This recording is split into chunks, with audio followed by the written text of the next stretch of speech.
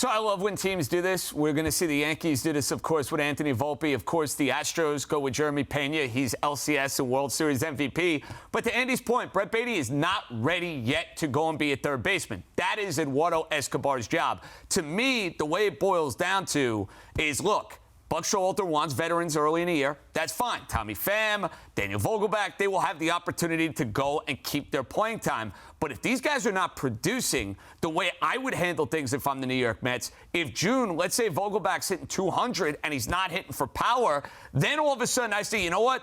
Forget about the development of Baty as a third base prospect. I need him to help my big club now. I need a lefty bat now who can help the lineup.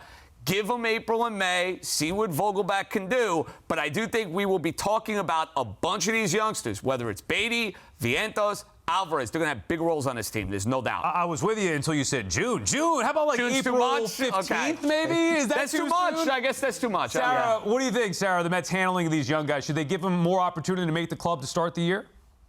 I mean, I think they got their chance, and ultimately, as JJ was referring to, these are not one size fits all. Just because certain teams have done this with certain players does not mean that every player is major league ready at the end of spring training every year, and that's okay.